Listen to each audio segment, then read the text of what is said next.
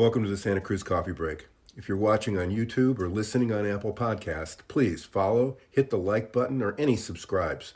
It really helps us with the algorithms. Santa Cruz Coffee Break is produced by the Santa Cruz Guitar Players Forum. All opinions are those of the speakers. We invite you to join us on the Santa Cruz Guitar Players Forum at SCGCPF for more fun. Now, let's get on with this installment of Santa Cruz Coffee Break.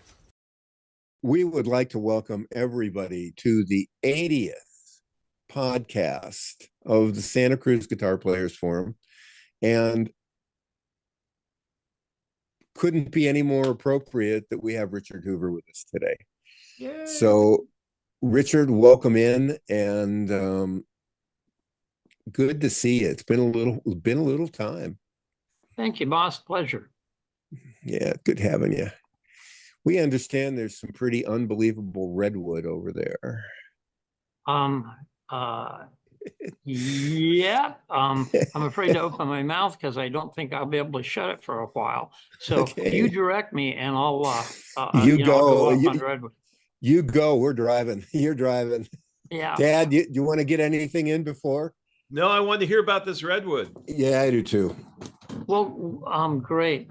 You guys know my affinity for redwood, and it goes pretty deep. It's both a reverence for the environment. It's a really big part of my childhood memories.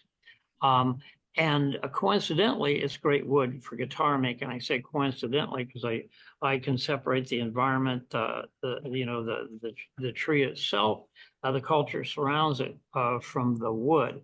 But it all adds up to make a real beautiful story. It's real profound.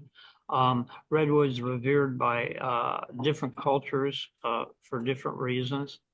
And the important thing for us, of course, is provenance, where it comes from, that it's responsibly harvested.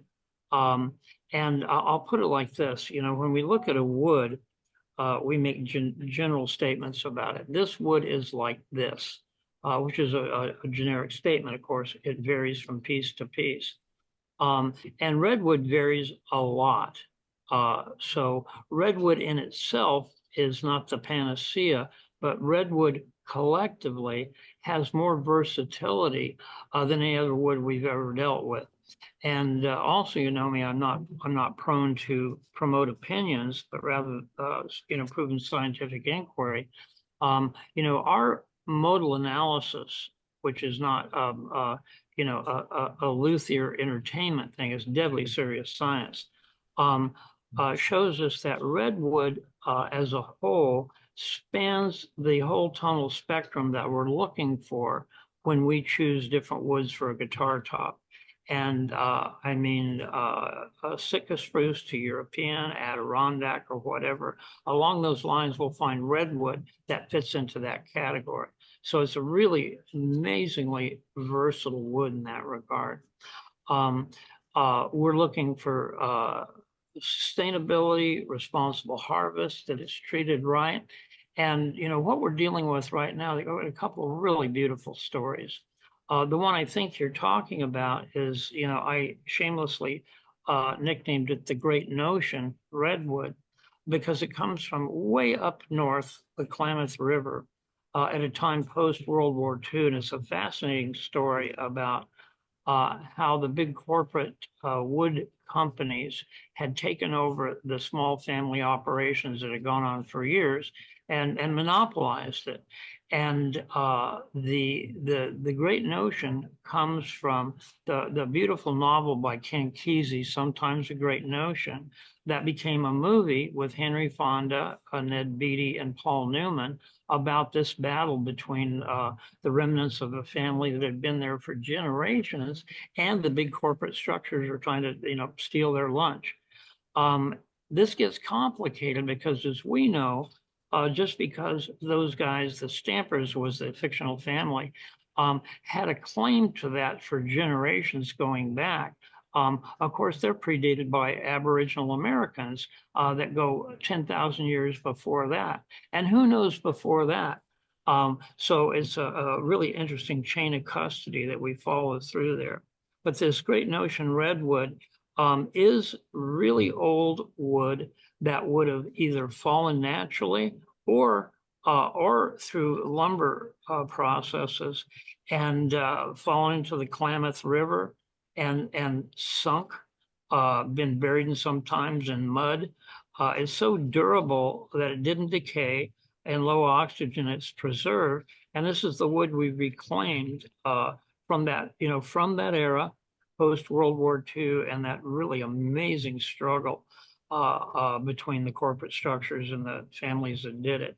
So I love the stories that go behind the wood, but unless it's going to fit our needs as guitar makers, it's just a cool story. So to combine that with wood that's really exceptional, its weight to strength, its beauty, etc., makes it doubly exciting.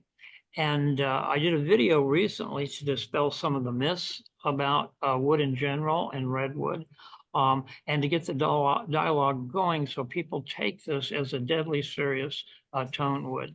And that's really what I'm doing again today, is to say that we know scientifically and experientially, with 50 years of practice in guitar building, that this is a very cool wood. It's not just an alternative or a novel trend.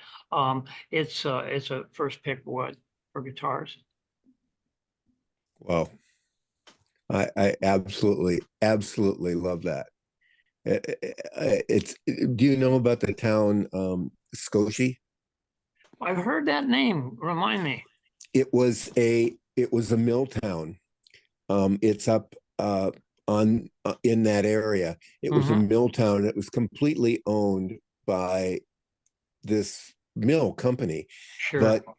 But they built this cool town that had a bowling alley and restaurants and hardware stores, and everybody, it was a company town. I mean, you didn't own any of the things, but I get it. it got bought out by some venture capitalists from this place that just had the hurricane, that state that we don't like to mention, Texas, down there. and the guy stripped it out and bankrupted. And what happened is the town had they didn't have anything that they could do. They didn't have any charters. They didn't have any legality to anything. Ownership. Yeah. No ownership. So it's been taken over, and they have a town president now. And it's really quite amazing how it's revitalized. It's just a crazy story. Again, the same situation of people seeing all this free trees, as they would look at it. Yeah, right. Free trees, and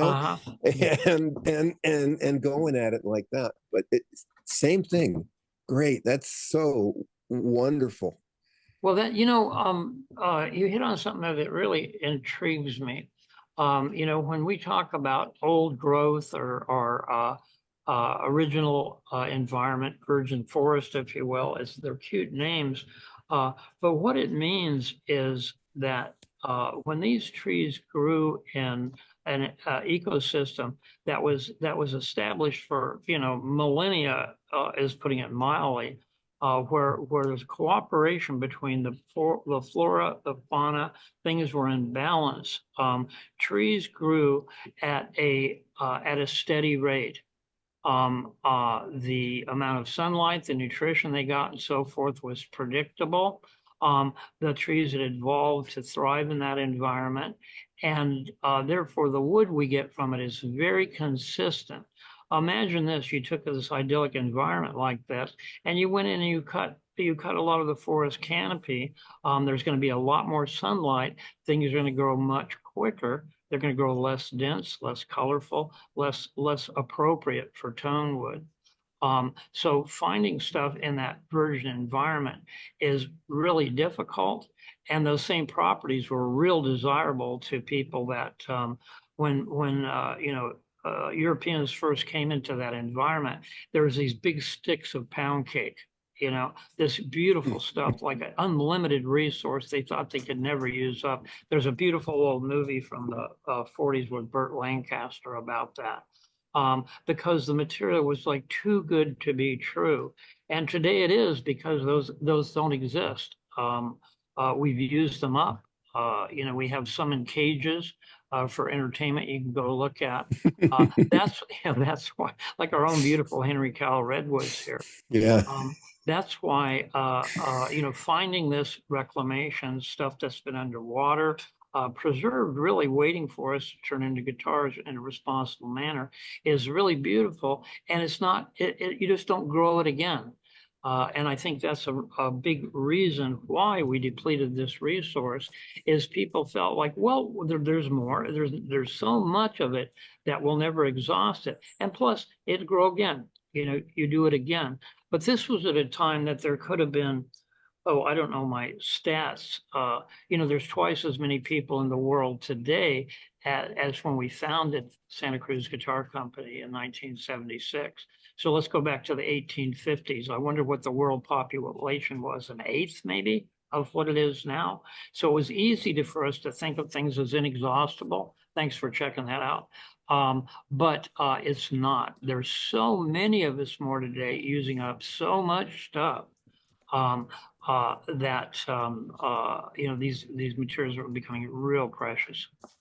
Yeah, when I can remember when I was young, doing a little bit of carpentry work, that you could buy the kind of material that you're lusting after as deck boards. That's right. And in fact, it would frequently be rejected if it wasn't perfect for putting down on a deck. That's right.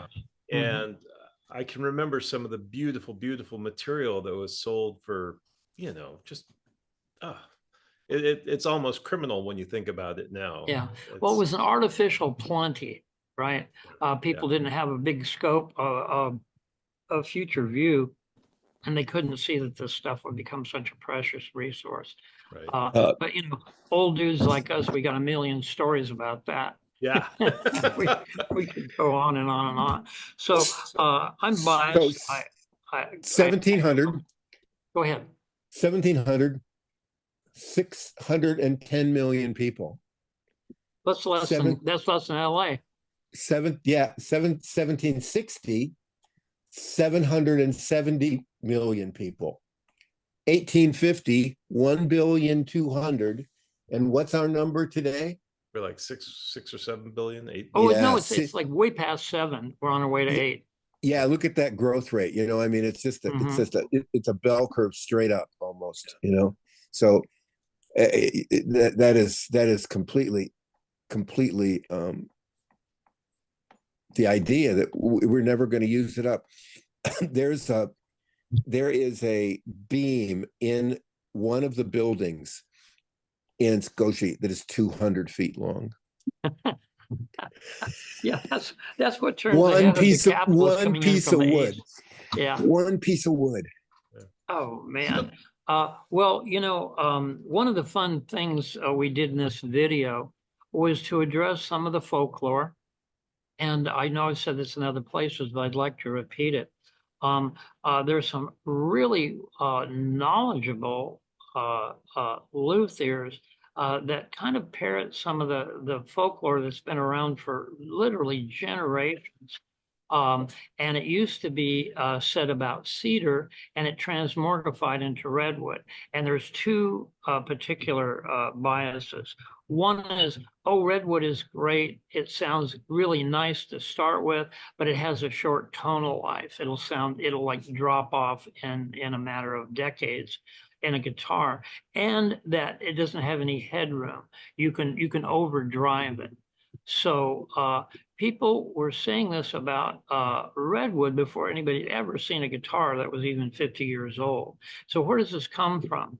I'm convinced it comes from the classical guitar tradition in Spain, where the first builders to use Western red cedar in Spain really had a good thing going on. It was a quick response, more volume for the same amount of energy as spruce, and it worked beautifully in a classical guitar. But their contemporaries that weren't using it slammed it as having a short tonal life. You could overdrive it, and it split really easily. And this is what people said the instant it started being used. So it was just like, let's say, trying to manipulate the market. It was meanness, it was competitiveness.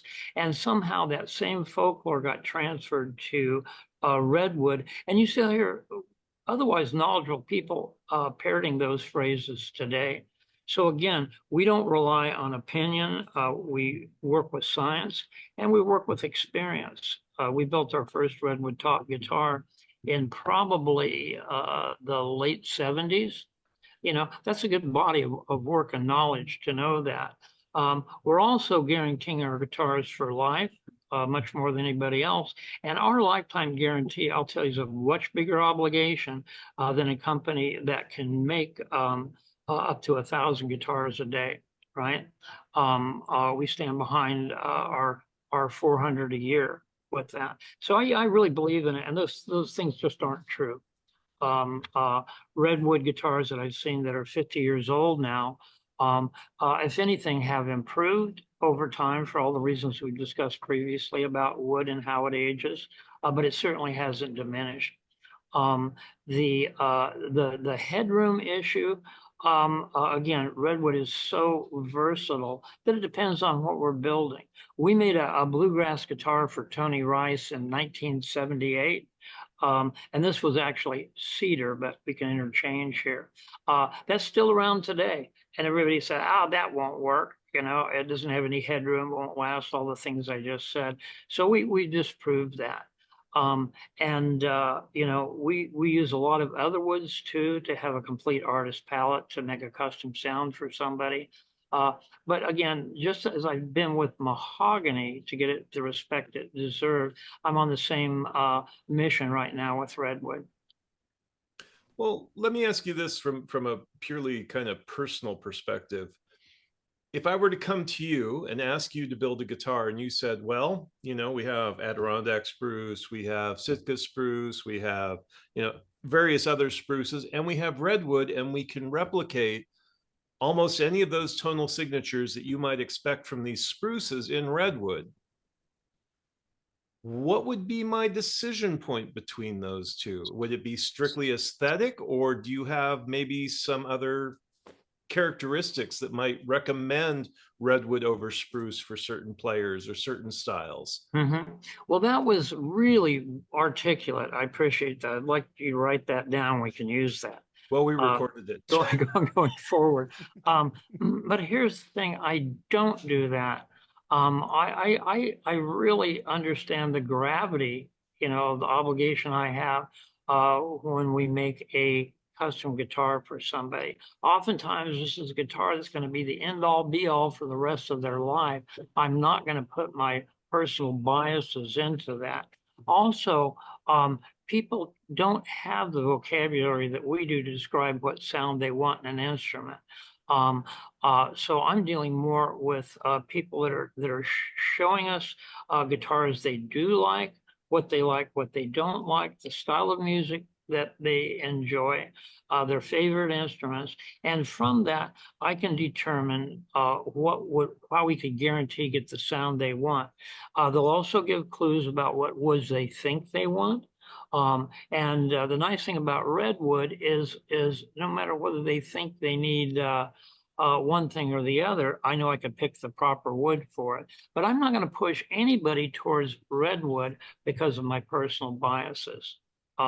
So that question of somebody wanting a guitar, if they're saying, what's the best wood for this? I freely make a recommendation. But if it's saying somebody's like, you know, I heard that Adirondack is the best, and I'd like a guitar Adirondack, and here's what I want, I'll pick an Adirondack top that has those qualities as well. I should say quantities or properties to do it. So I'm not going to push anybody towards redwood because it does have its challenges. There's misinformation about it. It can affect the resale value at this point. And so I know I said this for the third time, but my personal biases and tastes have no place in that custom design. So you put it really well. Yes, redwood would fit the bill for pretty much anything anybody wants, but I'm listening carefully to what they think they need and see if we can accommodate that. Get them both. the sound they want and the aesthetic they want. Fair Did I give enough. you a headache? No, it makes sense. I mean, Yeah. it's honestly, in some ways, it makes it a little bit more difficult because now you have me very intrigued with redwood, but the fact that, you know, there are very few redwood guitars to play. Yeah. I will admit I have a redwood top Santa Cruz and it is a wonderful guitar. But if I didn't, Yeah. and I wanted to get the experience with a redwood top guitar to see what it was like, it would be a hard thing to do. Well, It's it would, and I get it, and I feel for the people that might be on the horns of the dilemma. But here's one filter that makes it real easy. Some people are buying the next guitar, and some people are buying the guitar. They really don't have the option to get multiple guitars, and I'm a lot more cautious in that regard. Somebody wants to try something new. I'm a lot more prone to give them something new that I can stand behind and guarantee. So we have different needs in that. The collector versus the person that wants the most versatile guitar for what they play for the rest of their life. yeah. Will any of I understand that there's the vault guitars don't stop at 4. Mhm. That's will any of the new super ones have any of this redwood on them? Well, we have you know, I don't hoard wood. It's more that I've been at this long enough. I've had all the opportunities. So, you know, our vault is really like every wood that you've ever heard a story about. You know, every wood that's ever become famous that has a name attached to it. You know, we have one. So that we can always do something, the right thing for somebody. So whether it's Tunnel 13, Lucky Strike, Lost Tunnel. We could go on and on here. The tree, ancient spruce, ancient kauri. We have examples of that. And that's what's in our vault to use for special purposes. And you can bet in there, I have some of the Great Notion that I particularly thought was exceptional, but also one that I discussed in this video is we're calling it San Lorenzo. That's the river that runs 2 blocks from here, comes out of the mountains. And we have a tree that was probably living 1,500 years old that would have fallen 300 to 500 years ago, got wedged in the glacial boulders and finally broke loose and washed out to sea about 15 years ago. And that stuff is so cool. It's worthy of hanging on to. It doesn't have the name recognition of the others, but it's like, you know, where else you're going to get it, right? So the quality shouldn't be confused with the famosity. The name we give it can add to the panache, the desirability, and sometimes the price from supply and demand. But it doesn't always necessarily guarantee the very best for what you want. And that's a way of saying, again, we're going to choose wood for its properties, its potential, its quantities and qualities for a customer, and then try to accommodate them with a cool story at the same time. Awesome. Yeah. Yes, getting Yeah. a guitar built by Santa Cruz Guitar Company is definitely a life-altering experience. Oh, that's great. ways. Well, you know, it's no secret here. I told you this before, you guys. The vault or the woods, excuse me, that I set aside because when they crossed my path, they were so cool, so unusual that I didn't want to just use them right away. I wanted to save them till later, till a more important opportunity. Well, it's later. And I do want to use these woods for that reason. And some of them, we only have 1 or 2 examples. And when we use them, they will be gone. But as we open up this vault concept, we can build a guitar out of these famous woods and have a lot of joy in it and get them circulating, get them back into it because they don't do any good sitting on the shelf. Yeah. Well, Exciting. Yeah. Really seriously Yeah. exciting. Now here's another thing. We don't, we're not at the end of the food chain here. In other words, we don't wait until a tree's been discovered, cut up, cut into sets, graded, sold and resold, and finally buy the real good stuff for ourselves. We want to be there at the beginning so that we can cut it our way as well as pick the best of the best. And how wood is cut is really important to its quality and its durability and its properties, especially in redwood. So we want to work the log itself, not a board, not a top. And with the things like the Great Notion and the San Lorenzo redwood, we're able to mill it. And this gets into more than we can do today, but you know, the folklore of the more perfectly quarter sawn, the better, is just that, it's folklore. The grains per inch, same thing. It's the quality, the properties of the wood itself that'll tell you what to do with it, and especially cosmetics. You know, 1 degree off quarter can make a huge difference in making a wood right and making it beautifully sparkly and pretty in there. So there's more to this than just looking into a nice piece of wood. Oh yeah. Yeah, it's not happenstance. It doesn't happen by accident. Oh, I guess occasionally it happens by accident, but I'm reminded of your old line about you can throw rocks at a piano harp and occasionally get a decent chord out of it. But Yeah. Now, Chad, you might like this. You remember you were kind enough to bequeath to us some beautiful old redwoods, some out of the back to the 60s, some even earlier, that we just cut up. I had in boards for a long, long time, and we just cut it up. And some of the surprises in there are just remarkable. I'd like you to see that stuff. we will make that happen. Yeah, yeah, come see it. And we do, you know, we do have some provenance, but again, the story is really nice to know. Yeah. And anything you recollect about those would be fun.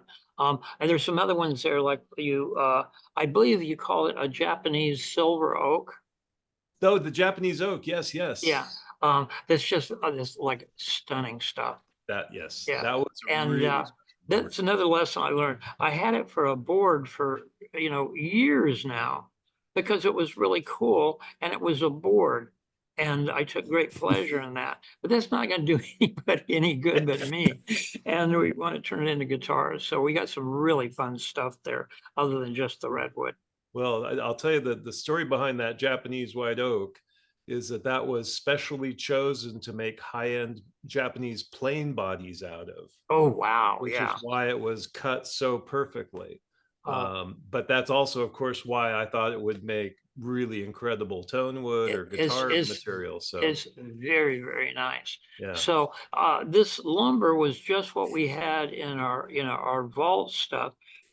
It's boards that I've collected over my whole career. Some of them I found myself. Some of them walked in the door that somebody wanted to trade.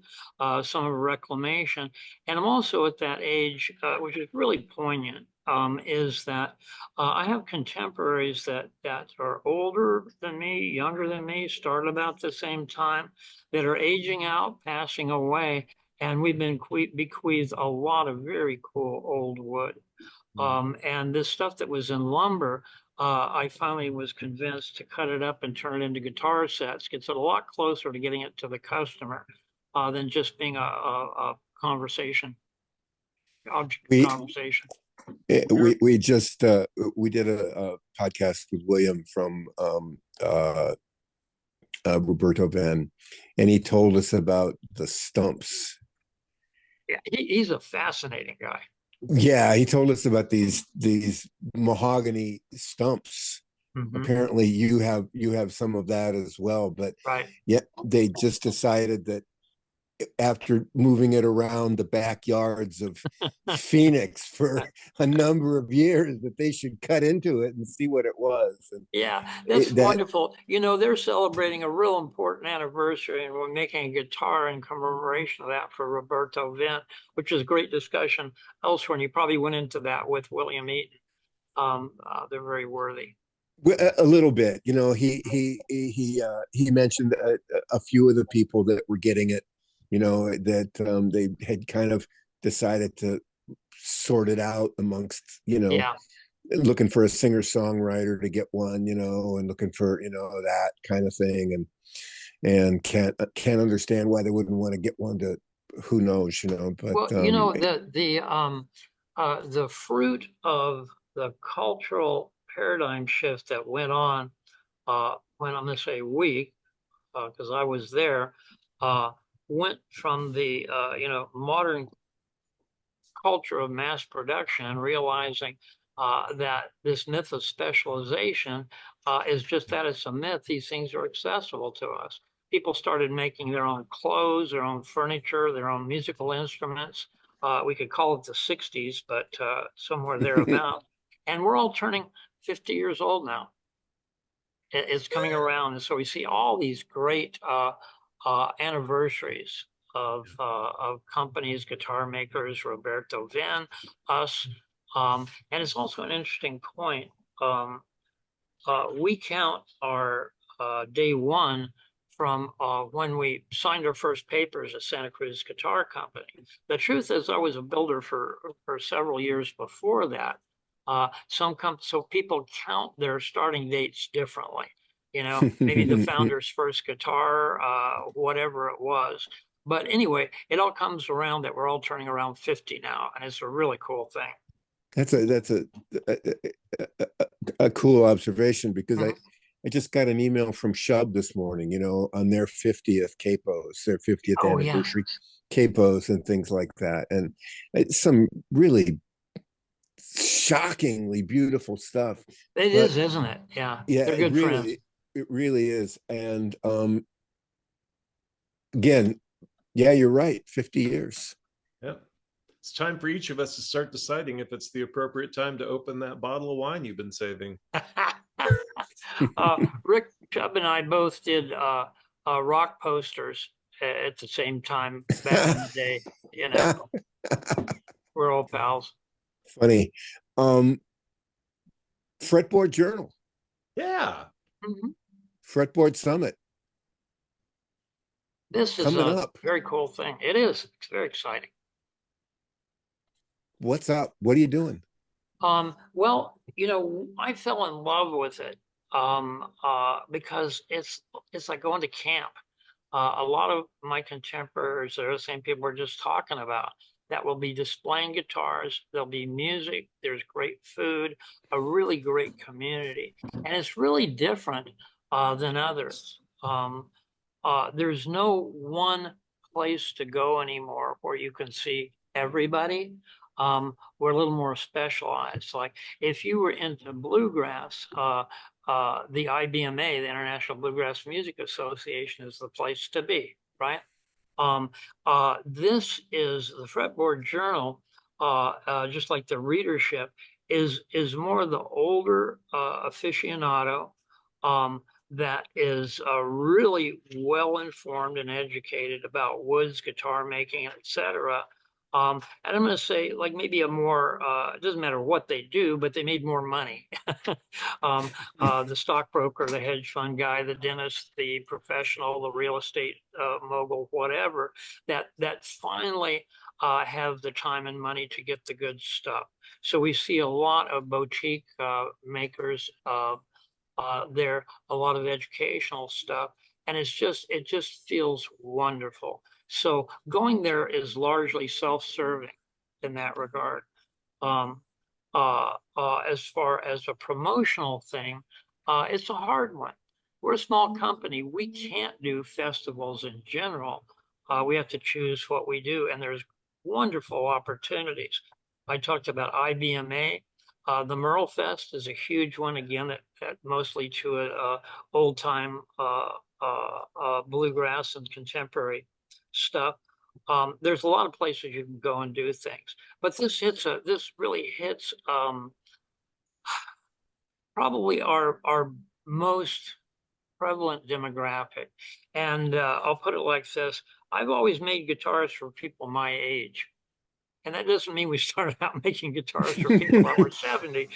We made guitars for people in college that $500 was a lot of money to spend on an instrument. So it's very well promoted. It's super well run. And it just feels great. We in essence get a room there. We show off guitars and we sit and one place and we're able to talk to customers one-on-one. And I can't recommend it highly enough for somebody thinking about immersing themselves in the culture, but also to talk about a custom instrument. There's the opportunity to do things one-on-one that don't exist in the mayhem of something like the NAMM show. That's a big, broad appeal and noisy and loud. So I love it personally. We'll cooperate with Steve at Down Home Guitars. We'll also be in a workshop at his store in Frankfort, Illinois, I think maybe an hour away or something like that to do. So we're going to have a great time. I'm going to take everybody. We'll get a house. We'll go out to dinner and have a blast. Wow, what fun! Come too. Yeah, what fun! It's Chicago. It's at Chicago's Old Town School of Folk Music, right? Which is an incredible, Yeah. noble institution. They've been going on for so long. It's really shocking. They maintain the momentum. They do beautiful things in teaching musical instrument playing to people that wouldn't be exposed to it. I mean, they're really a city treasure or a national treasure in that regard. It just feels great. We got over the fact that it's in Chicago in August.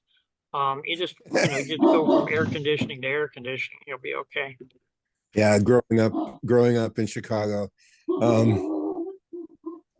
Yeah. When me and Eric Sky went out there, we stopped by to see where his parents had lived, which was really fun, And it's a great food adventure. I really, really like that one. I'm waiting for Faith is answering the door right at the moment, so I'm kind of letting her work it out. That's with the a UPS. Jack Russell Terrier or a Chihuahua you have there? Yeah, that is. You're just letting her work it out with the UPS man. Yeah, it's again, it's hard to choose. We're so small; it's really difficult to do many of these festivals because they're very expensive. A lot of disruption of business, and sometimes just for our own enjoyment.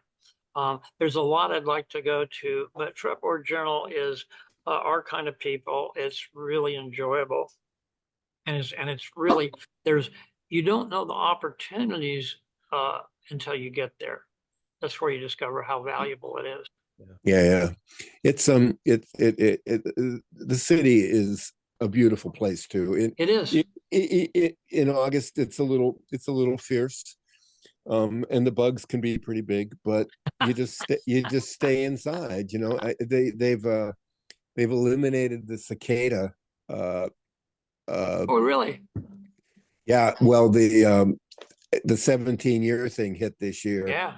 And apparently it was so bad you couldn't walk. It was so slippery. And I love that. I love that. So noisy you couldn't clean them up. Yeah, and that flying saucer drone that goes on with them at night. Yeah. Beautiful thing. You know what? When you said that, stepping on them, it triggered. I could smell that smell. Yep. There's nothing like a squash cicada. Yeah, or a lot of them, or in your driveway when you're trying to stop or whatever. But every 17 years, they're through with that. They moved on to thunderstorms and tornadoes now. But anything else? It's really important for us to be associated with certain venues, attendees and stuff like that, because being the first isn't always the best. Um, we pioneered this genre, and that means we had to make all the mistakes. People could come along after us and benefit from those errors and those mistakes. Um, and we have to make noise about it to remind people who we are, because there's so many choices in the market for somebody getting a custom guitar these days. Some really true added values, some like a one-trick pony, whatever. So it can be very confusing. We can't just sit back and be complacent. Yeah, we'll make sure we share this with Jason and things like that. But Cool. I'm sure you guys are going to have a great time. That's coming up very shortly, isn't it? It is, and you said something important there. A big motivation us is to support Jason and Fretboard Journal. Not only is that a difficult thing to do, but they do a beautiful physical magazine, which is becoming, as you know, super rare. It's so expensive to do. There's fixed costs that don't exist online. And I frankly don't know how he does it. So Yeah. I know he could use our help and our support. Yeah. I think They're you were on the occupying a lot cover. of shelf space in my library. Yeah, Yeah. weren't you on the cover of #1? Yeah. Yeah, I think Yeah, so. well, that was David Grisman was on the cover of #1, but I wrote a story in there on a lot of the mythology of Tony Rice's legendary Clarence White guitar, Yeah. which is fascinating stuff. Still is. Um, I think we'll let you go on about your day. Well, you did want to talk about the California Museum if you want to squeeze that in. Oh yeah, please do. Yeah. I'm sorry. Space. Well, I was So getting boring. You were done with me here, but let's go back. well, no. I'm still thinking about San Lorenzo Yeah. and that. So I got a little lost there. But Well, this was an out of the blue opportunity, and dear to my heart. As part of my story and my coming of age and so forth. In fact, um, uh, thinking about a livelihood, I was real serious about doing museum restoration, objects of art, musical instruments, and things like that. And I think maybe the only reason I became a guitar maker is because in the museum trade, you got to live in an urban environment, and I wasn't going to have anything to do with that. So I love museums, curation, the directors, and when Josh Hoover, who's our marketing guy here, came up with the opportunity, they had contacted us and wanted us to represent, guitar making in California, both historically, and it was so out there. They wanted a diorama or a display and a presentation, and it just, frankly, it seemed like too much to do. It was exciting, but more for personal reasons again. And Joshua did a spectacular job of putting together this beautiful diorama. And so you walk into the museum, and there's some Fender and Taylor were represented, and they did some historic pieces that were kind of interesting. But Josh's diorama had the ubiquitous old woodworking bench with the curly shavings around it, a lot of guitar parts, a cardboard cutout of me and Don Edwards standing with the shop dogs, and so just a beautiful presentation. And that will get a lot of information. We can tell our story. We can promote sustainability, doing the right thing to an audience that we're not used to. So when we went up there for the opening, I was going to do a presentation, and for some reason it was a little stuck in my head that maybe I was going to stand in front of this diorama and answer questions from people and give a little pitch, or sit in a conference room with a couple dozen people, which I'm really used to. I don't know if you've seen that museum. The architect, whose name is escaping me, actually a contemporary of my brother-in-law, who's an architect. It's an astounding place. It's really beautiful, integral. It's pretty moving. And this thing was really well attended. Joshua, how many people ended up going to that? There was a 105 tickets. Yeah, great. Sold, say half of bought tickets to see some. Yeah, that's great. Yeah, that's so 500 people in a beautiful environment, and they had both live music, and so I didn't even really think about my part in this because I've done, I talked to small groups of people about guitars, for years. So we arrived and were led to this. There's a door going into an auditorium, and there's a sign outside that says. Keynote speaker, Richard Hoover of Santa Cruz Guitar Company. I went, oh, that's a nice salute. And so we go into this auditorium that's easily 250 seats. And so I'm thinking, oh, well, the 30 people that show up, I'm going to have to invite them to come down closer to the stage, so it can be a little more intimate and have a talk about guitars. And as the thing began to fill up, with probably 200, 250 people, some of them guitar players, some of them not, some of them just there for the day. I start getting spooked. I rarely get stage fright because I know what I'm talking about. I know the context, but this was really different. I was going to try to entertain people that maybe didn't play guitar. I was going to try to get people to ask questions. And you guys have done public speaking. In a big group, nobody wants to ask a question when you offer questions and answers because they're afraid they'll look silly. So anyway, I got myself really worked up over this. My planned speech wasn't going to fit, wasn't appropriate. And I really, again, uncharacteristic, I was like spooked. It's like, what am I going to do? What am I going to say? This is going to be awful. And I took a little break. And I'll let you know a little personal thing. I know better than to pray for specifics like, oh God, give me that Mercury 88 and that gal with the long legs. That never works. What I ask for is wisdom and discernment to try to make the best choices and move forward. And I'd taken a pause for that, and that's always helpful. And I went back out there right before this started, and was waiting to be introduced. And a fellow walked up to the stage. We're literally standing up on a stage, and he's down below. I don't think he'd mind giving his name, Derek Rodriguez. And he said, in essence, Richard, I wanted to catch you and tell you how grateful we are.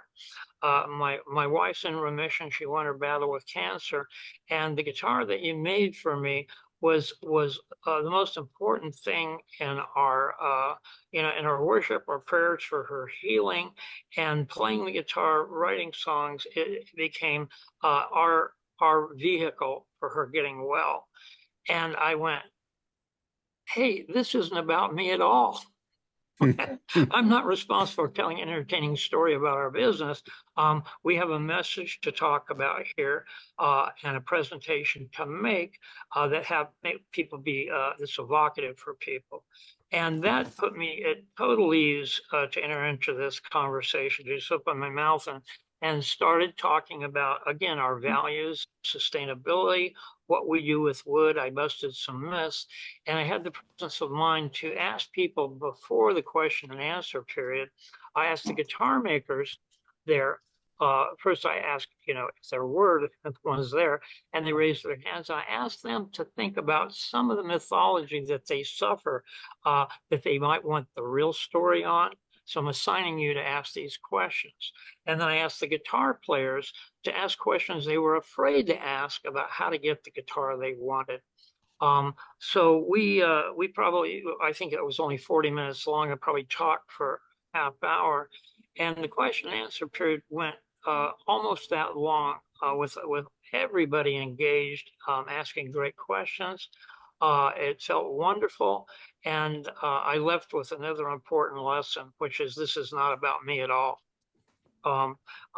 So it was a good thing. And I want to commend Joshua for pulling off something I never would have thought of.